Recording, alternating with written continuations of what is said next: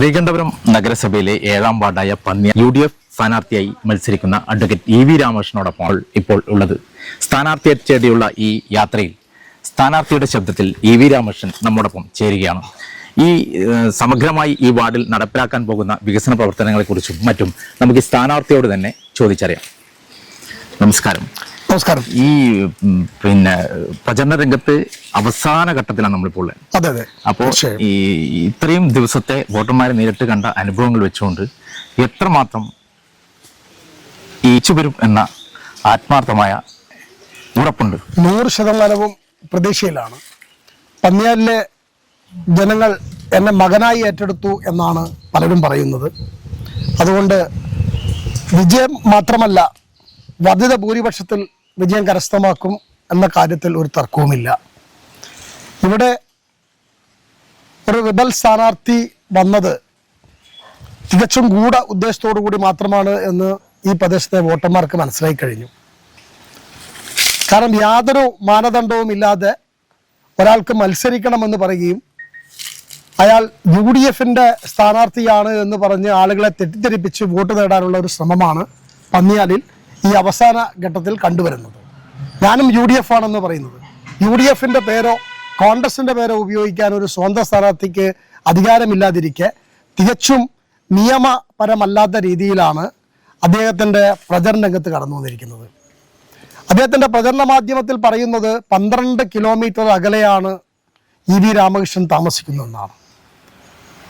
നമ്മെ സംബന്ധിച്ചിടത്തോളം പ്രാദേശികവാദത്തിന് ഒരു പ്രസക്തിയുമില്ലാത്തൊരു കാലഘട്ടത്തിലാണ് ഞാനും നിങ്ങൾ ജീവിക്കുന്നത്. പ്രാദേശികവാദം എന്ന് പറയുന്നത് താലിബാനിസത്തെക്കാൾ ഭയാനകമാണ് എന്ന കാര്യം നാം മനസ്സിലാക്കണം. കാരണം നമ്മളെല്ലാവരും ഈ ലോകത്തിന്റെ വൈവിധ്യമാർന്ന മേഖലകളിൽ ജീവിക്കുന്ന ആളുകളാണ് കേരളീയർ. പ്രത്യേകിച്ച് പന്നിയാലിലെ ബഹുഭൂരിപക്ഷം ജനങ്ങളും താമസിക്കുന്നത് വിദേശ രാജ്യങ്ങളിലൊക്കെയാണ് എന്ന കാര്യം നാം മനസ്സിലാക്കണം. അവിടെയൊക്കെ സ്വതന്ത്രമായി ജീവിക്കാനുള്ള ഒരു അവകാശമാണ് നമുക്കുള്ളത്. നമ്മുടെ രാജ്യത്തും അത് തന്നെയാണ്. ഏത് പൗരനും എവിടെയും ജീവിക്കാനുള്ള അവകാശമുണ്ട്. ശ്രീകണ്ഠപുരം നഗരസഭയിലെ 31 വാർഡിൽ, അതായത് ജനറൽ വാർഡുകളിൽ എവിടെയും മത്സരിക്കാനുള്ള അവകാശം ആ ശ്രീകണ്ഠപുരം മുനിസിപ്പാലിറ്റിയിലെ വോട്ടർമാർക്കുണ്ട്. എന്നാൽ ഇത്തരത്തിലുള്ള വാദങ്ങൾ ഉന്നയിച്ചുകൊണ്ടോ അല്ലെങ്കിൽ സ്ഥാനാർത്ഥിയെക്കുറിച്ച് സ്ഥാനാർത്ഥി 12 കിലോമീറ്റർ അകലെയാണ് എന്ന് പറഞ്ഞതുകൊണ്ടോ ഒന്നും ഈ പ്രദേശത്തെ ആളുകൾ വോട്ട് ചെയ്യാതിരിക്കില്ല എന്നതാണ് മനസ്സിലാക്കി കഴിഞ്ഞിരിക്കുന്നത്. ഏതാണ്ട് 80% വോട്ടും പന്നിയാലിലെ വോട്ടുകൾ കരസ്ഥമാക്കാൻ UDFന് സാധിക്കും. ഇത് UDFന്റെ ഉറച്ച കോട്ടയാണ്. ഞാൻ അത്ഭുതപ്പെട്ടു പോയി. കാരണം ഞാൻ ഈ പ്രദേശത്തുകാരനല്ല എന്നാണ് പറയുന്നത്.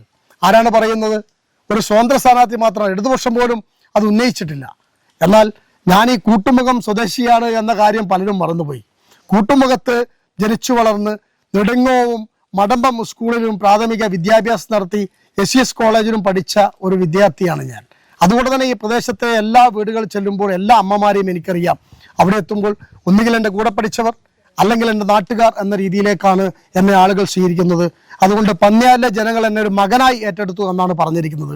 അതുകൊണ്ട് തന്നെ ടീച്ചർ നടപ്പിലാക്കിയ വികസന പ്രവർത്തനം ഞാൻ തുടരുക തന്നെ ചെയ്യും. ഏതാണ്ട് ബഹുഭൂരിപക്ഷം റോഡുകളും ഇവിടെ ടാർ ചെയ്ത് കഴിഞ്ഞു.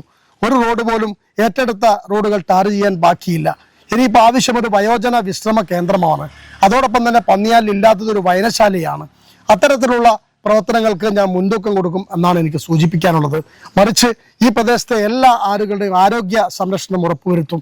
അതോടൊപ്പം തന്നെ വിദ്യാഭ്യാസ മേഖലയിൽ കുട്ടികളുടെ അറിവുകൾ വർദ്ധിപ്പിക്കാൻ ആവശ്യമായ നടപടികൾ ചെയ്യും. അതോടൊപ്പം തന്നെ സ്പോർട്സ് രംഗത്ത്, കലാരംഗത്ത് പിന്നോക്കം നിൽക്കുന്ന ഒരു പ്രദേശമാണ് ഇവിടെ.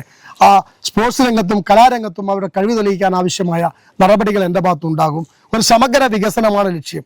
സമഗ്ര വികസനം എന്ന് പറഞ്ഞാൽ ഈ പ്രദേശത്തെ എല്ലാ പൗരന്മാരുടെയും ജീവനും സ്വത്തും അതോടൊപ്പം തന്നെ നമുക്കറിയാം ഏറെ പ്രയാസകരമായ ഒരു സാഹചര്യത്തിലൂടെ മുന്നോട്ട് പോകുന്നത്. പലരും വീട്ടിൽ അമ്മമാർ തനിച്ച് അല്ലെങ്കിൽ അച്ഛനും അമ്മയും തനിച്ച് എന്ന രീതിയിലുള്ള ഒരു പ്രശ്നമാണ് നമ്മളിവിടെ കണ്ടുവരുന്നത്. മക്കളൊക്കെ വിദേശത്ത് ജോലി ചെയ്യുന്നു, ബഹുഭൂരിപക്ഷം ആളുകളുടെയും. അവരെയൊക്കെ ഒരു സംരക്ഷണം ഏറ്റെടുത്തുകൊണ്ട് ഒരു കാവലാളായി മാറാൻ എനിക്ക് സാധിക്കും എന്ന ഉത്തമ വിശ്വാസം എനിക്കുണ്ട്. SUയുടെയും യൂത്ത് കോൺഗ്രസിലൂടെയും ഒക്കെ നേരിട്ട് വന്നിട്ടുള്ള ആളാണ് അഡ്വക്കേറ്റ് EV രാമകൃഷ്ണൻ. ഇന്ന് ബ്ലോക്ക് കോൺഗ്രസിന്റെ അധ്യക്ഷനാണ്. അപ്പോൾ അങ്ങനെയുള്ള ഘട്ടത്തിൽ ഇവിടെ ഉയർന്നു വന്ന ഈ നാട്ടുകാരുടെ ഒരു വാദം, നാട്ടുകാരനല്ല എന്ന വാദം ഈ വോട്ടഭ്യർത്ഥന വേളയിൽ എവിടെ നിന്നെങ്കിലും കേൾക്കാനുള്ള ഒരു സാഹചര്യം ഉണ്ടായിരുന്നു. അങ്ങനെ ഒരു ആരും തന്നെ അത്തരത്തിലുള്ള ഒരു പ്രതിഷേധം ഉന്നയിച്ചിട്ടില്ല. തൽപരകക്ഷിയായ സ്വതന്ത്ര സ്ഥാനാർത്ഥിയും അദ്ദേഹത്തിന് പിന്തുണക്കുന്ന 1-2 ആളുകളും ഒഴിച്ചു കഴിഞ്ഞാൽ ബാക്കി ബഹുഭൂരിപക്ഷം ആളുകളും ഇത്തരത്തിലൊരു വാദം ഉന്നയിച്ചിട്ടില്ല. കാരണം എനിക്ക് മുമ്പ് മത്സരിച്ചത് ഇവിടെ ചെയർപേഴ്സണായ ഡോക്ടർ കെ ബി ഫിലോമിനയാണ്. കെ ബി ഫിലോമിന ടീച്ചറുടെ നേതൃത്വത്തിൽ കഴിഞ്ഞ 5 വർഷക്കാലം ഇന്നേ വരെ നടപ്പിലാക്കാത്ത വികസനമാണ് ഇവിടെ നടപ്പിലാക്കിയത്. അതുകൊണ്ട് പുറത്തുനിന്നുള്ള ആളെന്നോ അകത്തുനിന്നുള്ള ആളെന്നോ കാര്യത്തിൽ അവർക്ക് തർക്കമില്ല. അവരുടെ ആവശ്യം പന്നിയാലിന്റെ സമഗ്ര വികസനമാണ് എന്നാണ് വോട്ടർമാരുടെ പൊതു അഭ്യർത്ഥന. ബ്ലോക്ക് കോൺഗ്രസ് അധ്യക്ഷൻ എന്ന നിലയിൽ അവര് ഉന്നയിക്കുന്ന ഒരു വാദം കൂടിയുണ്ട്.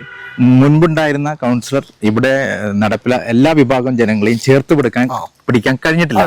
ആ ഒരു വാദം അന്ന് ഒരു പാർട്ടിയുടെ ചുമതലയുള്ള ഒരു അധ്യക്ഷൻ എന്ന നിലയിൽ നാട്ടുകാരിൽ നിന്ന് അങ്ങനെ ഒരു ആരോപണമോ എന്തെങ്കിലും ഒരു പാർട്ടിക്ക് അങ്ങനെ ഒരു ആരോപണം അടിസ്ഥാനരഹിതമാണ്. കാരണം ടീച്ചറെ സംബന്ധിച്ചിടത്തോളം എതിരാളികൾ പോലും അത്തരത്തിലൊരു വാദം ഉന്നയിച്ചിട്ടില്ല. ശ്രീകണ്ഠപുരം നഗരസഭയിലെ 30 കൗൺസിലർമാരെയും ചേർത്ത് പിടിച്ച ടീച്ചർ തൻ്റെ വ്യക്തിപരമായ ഒരു ആവശ്യത്തിന് വേണ്ടി ഈ വാർഡിനെ ഉപയോഗിച്ചിട്ടില്ല. ഈ വാർഡിലെ സകല വോട്ടർമാരെ ടീച്ചറുമായി യാതൊരു പ്രശ്നവുമില്ല. ഈ പ്രദേശത്തെ മുഴുവൻ ആളുകളും ഇപ്പോഴും നിങ്ങളൊന്ന് ഒരു വീട്ടിൽ കയറുകയാണെങ്കിൽ ടീച്ചറെ ചേർത്ത് പിടിക്കുന്നത് നമുക്ക് കാണാൻ സാധിക്കും. ടീച്ചർ ഇവിടുന്ന് ജനറൽ വാർഡായതുകൊണ്ട് മാറിയതാണ്, ടീച്ചർ വീണ്ടും വരണം എന്ന ഒരു അഭിപ്രായമാണ് പലരും പങ്കുവച്ചത്. അതുകൊണ്ട് ചെയർപേഴ്സണെ സംബന്ധിച്ചിടത്തോളം ഡോക്ടർ കെ ബി ഫിലോമിനയെ സംബന്ധിച്ചിടത്തോളം 100% പിന്നെ നമ്മൾ പാർട്ടിയെ ഏൽപ്പിച്ച ഉത്തരവാദിത്തം നിർവഹിച്ച ഒരു കൗൺസിലറാണ്, ചെയർപേഴ്സണാണ് എന്ന കാര്യത്തിൽ സംശയമില്ല. എതിരാളികൾ പോലും ടീച്ചറെ കുറിച്ച് നല്ല അഭിപ്രായങ്ങൾ മാത്രമേ പങ്കുവെക്കാനുള്ളൂ. എല്ലാവരെയും കൂട്ടിപ്പിടിച്ച് നിഷ്പക്ഷവും നീതിപൂർവകവും അഴിമതിരഹിതവുമായ ഒരു ഭരണം നടത്തി ഞങ്ങൾ വീണ്ടും അധികാരത്തിൽ തിരിച്ചു വരും എന്ന ഒരു സൂചനയാണ് പല മേഖലയിൽ നമുക്ക് ലഭിച്ചുകൊണ്ടിരിക്കുന്നത്. വർദ്ധിത ഭൂരിപക്ഷം കഴിഞ്ഞ തവണ നമുക്ക് 18 ആണെങ്കിൽ അത് 21-ലെത്തും എന്നാണ് നിലവിലുള്ള സാഹചര്യം. എല്ലാ പ്രദേശങ്ങളിലും യാതൊരുവിധ അഭിപ്രായ വ്യത്യാസമില്ലാതെ ഞങ്ങൾ മുന്നോട്ട് പോകുന്നു. പക്ഷേ കോൺഗ്രസിന്റെ ബ്ലോക്ക് പ്രസിഡന്റ് എന്ന രീതിയിൽ 30 വാർഡുകളിലെയും പ്രശ്നങ്ങൾ പരിഹരിക്കാൻ മുൻനിരയിൽ നിന്നൊരാളാണ് ഞാൻ. പക്ഷെ ദൗർഭാഗ്യവശാൽ എൻ്റെ നാട്ടിൽ എൻ്റെ ഒരു സഹഭാരവാഹി, എനിക്ക് 65ഓളം ഭാരവാഹികളുണ്ട്, അതിലൊരു ഭാരവാഹിയാണ് എനിക്കെതിരായി ഇവിടെ നോമിനേഷൻ കൊടുത്തിരിക്കുന്നത്. അദ്ദേഹം നോമിനേഷൻ കൊടുത്തതിൻ്റെ ഉദ്ദേശ ലക്ഷ്യം വേറെയാണ്. അഡ്വക്കേറ്റ് ഇ വി രാമകൃഷ്ണൻ എന്ന് പറയുന്ന നിഷ്പക്ഷമതിയായ ഒരാൾ രംഗത്ത് വന്നാൽ അത് പലർക്കും ഭീഷണിയാകും എന്നുള്ളത് കൊണ്ട് എന്നെ എങ്ങനെ തളക്കാം ഇവിടെ എന്നതിൻ്റെ ഒരു ഗൂഢലക്ഷ്യമാണ് അദ്ദേഹത്തിനുള്ളത് എന്നാണ് എനിക്ക് പറയാനുള്ളത്. അന്നത്തെ ഈ ഒരു സാഹചര്യം, അതായത് ഇവിടെ ഒരു സ്ഥാനാർത്ഥിയെ കണ്ടെത്താൻ പ്രയാസപ്പെട്ട ഒരു സാഹചര്യം ഉണ്ടായിരുന്നു. ആ ഒരു സാഹചര്യം ഒരു സ്റ്റാർട്ടിംഗ് ട്രബിൾ ഉണ്ടായിട്ടില്ല ശരിക്കും UDF മൊത്തത്തിൽ പഠന രംഗത്തേക്ക് സ്റ്റാർട്ടിംഗ് ട്രബിൾ ആദ്യഘട്ടത്തിൽ അല്ല, ഒരിക്കലും അങ്ങനെ സ്റ്റാർട്ടിംഗ് ട്രബിൾ. ഞങ്ങളുടെ തെരഞ്ഞെടുപ്പ് രീതി എന്ന് പറയുന്നത് കോൺഗ്രസിൽ ഒരുപാട് സ്ഥാനാർത്ഥികളുടെ പേരുകൾ വരും. ആരുടെ പേര് വന്നാലും അത് എഴുതിയെടുക്കുക എന്നുള്ളതാണ് ഞങ്ങൾ നിരീക്ഷകർക്ക് കൊടുത്ത ഉത്തരവാദിത്തം. അവിടെ 6ഉം 7ഉം 8ഉം പേരുകൾ വന്നിട്ടുണ്ട്. സ്വാഭാവികമായും അത് അവസാന നിമിഷം 1ഉം 2ഉം പേരിലേക്ക് എത്തും. പിന്നീട് ചർച്ച ചെയ്തിട്ടാണ് ഒരു പേരിലേക്ക് പരിഹരിക്കുന്നത്. അപ്പോൾ ആദ്യ ഘട്ടത്തിൽ തന്നെ അഡ്വക്കേറ്റ് ഇ വി രാമകൃഷ്ണൻ മത്സരിക്കുന്നു എന്ന് പറഞ്ഞപ്പോൾ തന്നെ അത് പന്നിയാലിൽ ഏകപക്ഷീയമായ ഒരു സ്ഥാനാർത്ഥിയാണ് എന്ന കാര്യത്തിൽ എല്ലാവർക്കും അറിയാം. എനിക്ക് മുമ്പ് വിജിൽ മോഹന്റെ പേരുണ്ടായിരുന്നു, ടീച്ചറുടെ പേരുണ്ടായിരുന്നു, ഇവിടുത്തെ പ്രാദേശിക നേതാവായ റോയിയുടെ, KC ബെന്നിയുടെ, പിന്നെ MP മോഹന്റെ ഒക്കെ പേരുണ്ട്. അവരൊക്കെ അഡ്വക്കേറ്റ് ഇ വി രാമകൃഷ്ണൻ നേതൃത്വ രംഗത്തേക്ക് വരണം, ഈ നഗരസഭയെ നയിക്കാൻ പാർട്ടിക്ക് ഒരാൾ വേണം എന്ന രീതിയിലാണ് അവരൊക്കെ പിന്നോട്ട് പോയത്. ഇദ്ദേഹം അവിടെ ഉറച്ചു നിൽക്കുന്നത് ചില സ്വാർത്ഥ താല്പര്യങ്ങളുടെ, ചില കക്ഷികളുടെ പിന്തുണയോടുകൂടി അഡ്വക്കേറ്റ് ഇ വി രാമകൃഷ്ണനെ തെരഞ്ഞെടുപ്പ് രംഗത്ത് നിന്ന് പന്നിയാൽ തളച്ചിടാൻ വേണ്ടിയുള്ള ഒരു ശ്രമമാണ് അദ്ദേഹം നടത്തിയത്. ഇതിലൊരു പ്രയാസമോ പരാതിയോ എനിക്കില്ല. ഇവിടുത്തെ ജനങ്ങൾ എന്നെ ഏറ്റെടുത്തു കഴിഞ്ഞു. അതുകൊണ്ട് തന്നെ ഭൂരിപക്ഷം എത്രയാണ് എന്ന കാര്യത്തിൽ മാത്രമേ തർക്കമുള്ളൂ. ബാക്കി വിജയത്തിൽ ശുഭപ്രതീക്ഷയാണ്, ഒരു പ്രയാസവുമില്ല. ഇത് UDFന്റെ ഉരുക്കുകോട്ടയാണ്.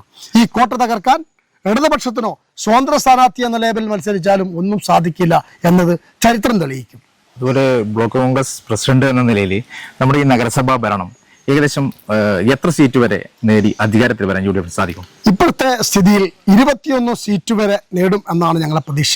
അതിൽ കൂടിയാൽ മാത്രമേ നമുക്ക് അതിൽ കുറയാനുള്ള ഒരു സാധ്യതയുമില്ല. നെടുങ്ങോം, എള്ളരഞ്ഞി, ആവണക്കോൽ വാർഡുകളിലടക്കം, പെരുവഞ്ഞി വാർഡുകളടക്കം CPMന്റെ കോട്ട കൊത്തളങ്ങൾ അവിടെ അത്യുഗ്രമായ മത്സരം നടത്തി തിരിച്ചു പിടിക്കുമെന്നാണ് ഇപ്പോഴത്തെ നമ്മുടെ പറയാനുള്ളത്. ഈ LDF നേതൃത്വം ACP TK രത്നകുമാറിനെ മുൻനിർത്തിയാണ് ചെയർമാൻ സ്ഥാനാർത്ഥിയായിട്ട് മത്സരരംഗത്തുള്ളത്.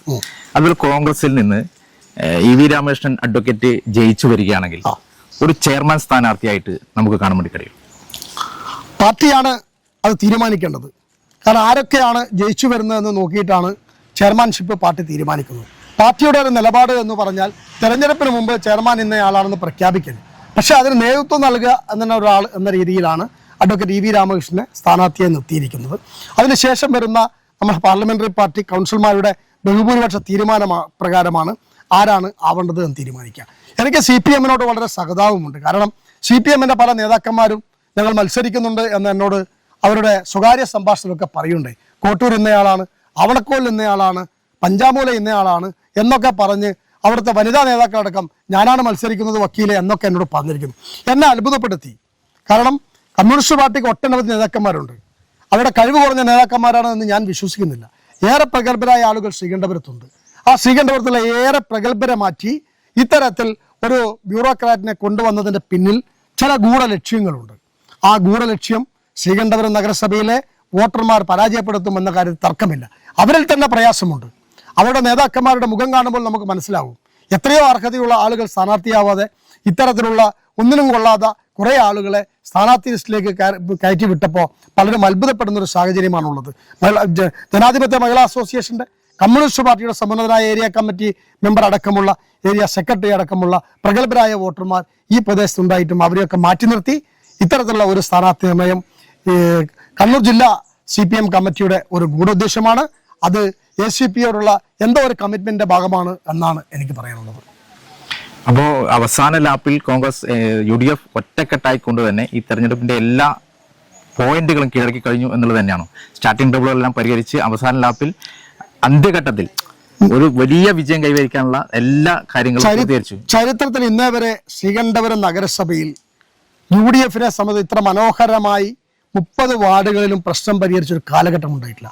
എവിടെയും എതിർശബ്ദങ്ങളില്ല. നിങ്ങൾക്കറിയാം, കോൺഗ്രസ് എന്ന് പറയുന്നത് ഒരു ജനാധിപത്യ രാഷ്ട്രീയ പ്രസ്ഥാനമാണ്. അവിടെ ആർക്കും എന്തും പറയാനുള്ള അധികാരമുണ്ട്, മത്സരിക്കാനുള്ള അവകാശമുണ്ട്. ഞങ്ങൾ കൈകൊത്തില്ല, കാലുകൊത്തില്ല, ഞങ്ങൾ ഒന്നും ചെയ്യില്ല. ഇപ്പോഴും ഞങ്ങളുടെ എതിർ സ്ഥാനാർത്ഥിയായി മത്സരിക്കുന്ന ഞങ്ങളുടെ വാർഡ് കോൺഗ്രസ് കമ്മിറ്റിയുടെ പ്രസിഡന്റ് കയ്യിൽ ഞങ്ങളുടെ പാർട്ടി പിരിച്ച 42,000 രൂപ ഫണ്ട് അദ്ദേഹത്തിൻ്റെ കയ്യിലുണ്ട്. ഞങ്ങളുടെ പാർട്ടിയുടെ എല്ലാ റെക്കോർഡ്സുകളും അയാളുടെ കയ്യിലാണ്. ഞങ്ങളുടെ പാർട്ടിയുടെ 100 കണക്കിന് പ്രചരണ സാമഗ്രികൾ അദ്ദേഹത്തിൻ്റെ കയ്യിലാണ്. അദ്ദേഹം ഒരു മാന്യനാണെങ്കിൽ അതൊക്കെ തിരിച്ചേൽപ്പിക്കേണ്ട സമയം കഴിഞ്ഞിരിക്കുന്നു. പക്ഷേ പാർട്ടിയുടെ ഫണ്ട് തൻ്റെ പോക്കറ്റിലാക്കി മാറ്റാനുള്ള ഒരു ശ്രമമാണ് അദ്ദേഹം നടത്തിയിരിക്കുന്നത്. സ്വാഭാവികപരമായിട്ടും അദ്ദേഹം ചെയ്യേണ്ടത് അത് പാർട്ടിയിൽ നിന്ന് പുറത്താക്കിയാൽ പാർട്ടിയുടെ സ്വത്ത് പാർട്ടിക്കാണ്. അത് ഇ വി രാമകൃഷ്ണനായാലും ഈ ഏത് കോൺഗ്രസ് പ്രവർത്തകനായാലും ചെയ്യേണ്ട നടപടി അതാണ്. ആ നടപടി പോലും പാലിക്കാൻ അദ്ദേഹം തയ്യാറായിട്ടില്ല. അദ്ദേഹത്തിനെ പോലെ ഒരാൾ പ്രാദേശിക കാര്യം പറഞ്ഞുകൊണ്ട് ആളുകൾ വിഭാഗീയത സൃഷ്ടിക്കുക എന്നുള്ളത് നമ്മുടെ എത്രയോ നൂറ്റാണ്ടുകൾക്ക് മുമ്പുള്ള പ്രാചീന യുഗത്തിലാണ്. നിങ്ങൾക്കറിയാം, പ്രാചീന യുഗത്തിൽ നമുക്കറിയാം, അപ്പുറത്തുള്ള ആളെ കണ്ട ഇപ്പുറത്തുള്ള ആളെ ആക്രമിക്കുന്ന ഒരു സ്വഭാവമുണ്ട്. അല്ലെങ്കിൽ അവനെ ഇങ്ങോട്ട് കയറ്റില്ല എന്ന് പറയും. നമ്മുടെ ലോകം വേറെ വികസിച്ചു കഴിഞ്ഞു. നമ്മൾ എവിടെയാണ് ജീവിക്കുന്നത്? നമ്മൾ ഈ ലോകത്തിന്റെ വൈവിധ്യമാർന്ന മേഖലയിൽ ജീവിക്കുന്ന ആളുകൾ, നമ്മളെല്ലാം ഒരു അമ്മ പെറ്റ മക്കളാണ്. ലോകാ സമസ്ത സുഖിനോ ഭവന്തു എന്ന് പറയുന്ന ഈ നാട്ടിൽ ജീവിക്കുന്ന നമ്മൾ, ഞാൻ പന്നിയാലുകാരനാണ്, മറ്റവൻ അതിനപ്പുറത്തുള്ളവനാണ് എന്ന് പറയുന്നതിൽ ഒരു യാഥാർത്ഥ്യവുമില്ല. അതുകൊണ്ട് നമ്മളെല്ലാവരും, ഈ ഇന്ത്യ രാജ്യത്ത് വസിക്കുന്ന നമ്മളെല്ലാവരും എവിടെയും ജീവിക്കാനുള്ള അവകാശം അത് ഇന്ത്യൻ നാഷണൽ കോൺഗ്രസ് സംഭാവന നൽകിയതാണ്. ഇന്ത്യൻ നാഷണൽ കോൺഗ്രസിന്റെ കാഴ്ചപ്പാടാണ്. അതുകൊണ്ട് മത്സരിക്കാനുള്ള അവകാശമുണ്ട്. അതോടൊപ്പം തന്നെ ഇവിടെ പ്രവർത്തിക്കാനുള്ള അവകാശമുണ്ട്. പ്രാദേശികവാദം പറഞ്ഞ് ഒരിക്കൽ പോലും എന്നെ കീഴ്പ്പെടുത്താൻ കഴിയില്ല. അത് 13-ാം തീയതി വരുന്ന റിസൾട്ടിൽ കാലം തെളിയിക്കും എന്നാണ് എനിക്ക് പറയാനുള്ളത്. അപ്പോൾ KSUവിലൂടെയും യൂത്ത് കോൺഗ്രസിലൂടെയും സംഘടനാ പ്രവർത്തനം പൂർത്തീകരിച്ച് ഇന്ന് ബ്ലോക്ക് കോൺഗ്രസിന്റെ അധ്യക്ഷനായും മികച്ചൊരു അഭിഭാഷകനായും മുൻ മന്ത്രി KC ജോസഫിന്റെ ഓഫീസിലെ മുഖ്യ ചാർജ് വഹിച്ചും ഒക്കെ അനുഭവ സമ്പത്തുള്ള അഡ്വക്കേറ്റ് ഇ വി രാമകൃഷ്ണൻ വൻ വർദ്ധിത ഭൂരിപക്ഷത്തോടു കൂടി തന്നെ പന്നിയാൽ വാർഡിൽ നിന്നും ജയിച്ചു വരും. അതുപോലെ UDF തന്നെ ഈ നഗരസഭയുടെ ഭരണം നിലനിർത്തും എന്ന് തന്നെയാണ് ഈ പാർട്ടിയുടെ അധ്യക്ഷൻ പറയുന്നത്. ഇയാൾക്ക്, ഈ സ്ഥാനാർത്ഥിക്ക് എല്ലാവിധ വിജയ ആശംസകളും നേരുന്നു. Thank you.